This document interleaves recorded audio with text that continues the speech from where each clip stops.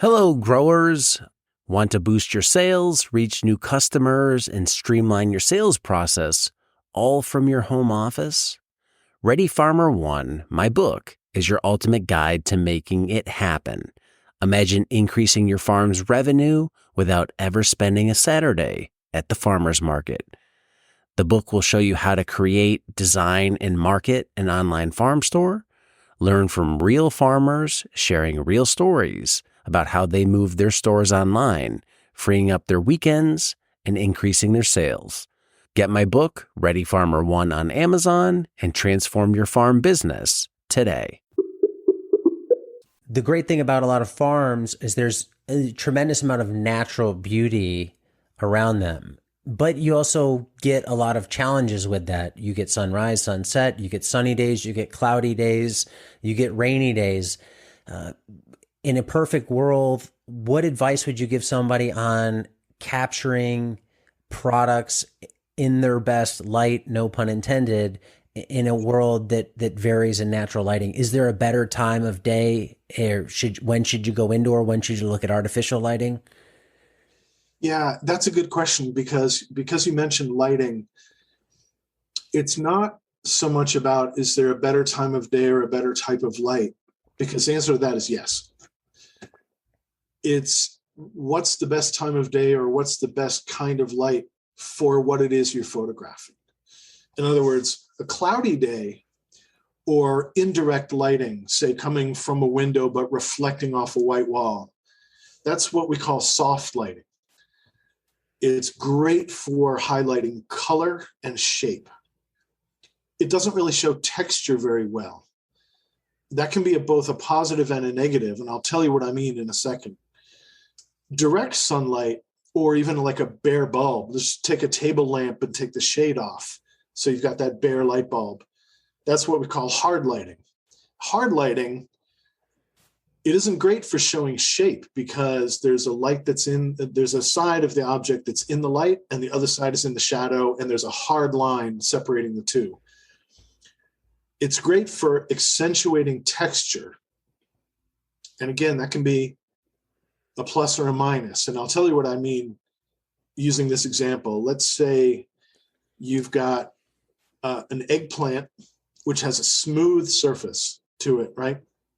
And you've got freshly baked sourdough bread, the whole loaf, not cut. Both have a beautiful shape and a beautiful color.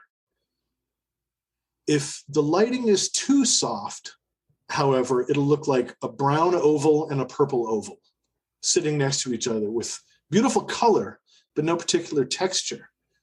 In that case, you might want a harder light, like direct sunlight, so you can see that fine texture on the surface of the eggplant and the surface on the crust of the bread.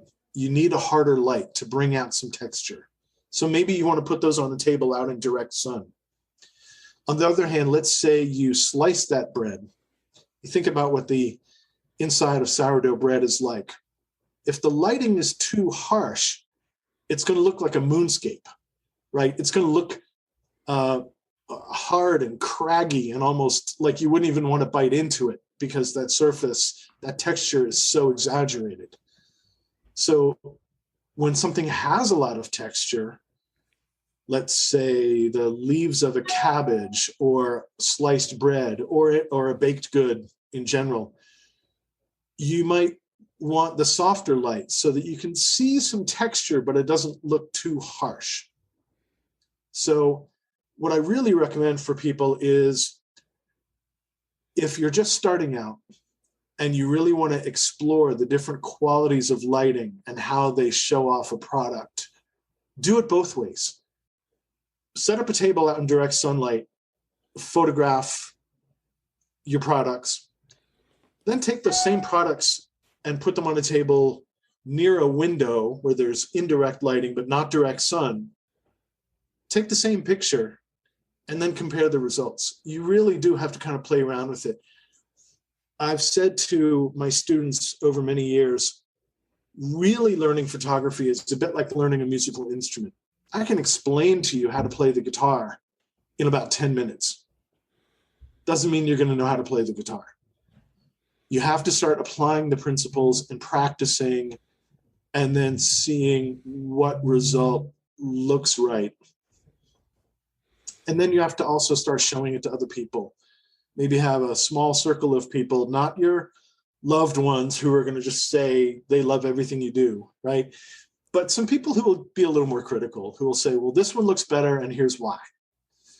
And you do maybe have to spend a few days or a few weeks or some months over time practicing it some different ways until you develop a consistent way of doing it that you know gives you the results that you're happiest with. So really is just get out there, take photos, try different things, kind of remember what you tried, and then look at the results and compare them. Say, oh, this one was done under these conditions. That looks so much better than B, which was done under totally different conditions. Right. Or this certain type of product looks better in these conditions because it's rougher and craggier and has more texture naturally. You know, a pineapple under hard light would look like something you couldn't eat, right? It would look, it would look scary.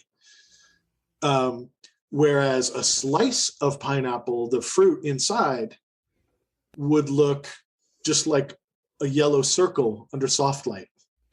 So you have to experiment with what looks better and why. And it's not rocket science. You do develop pretty quickly an eye for what you think is going to look better under one type of lighting versus the other.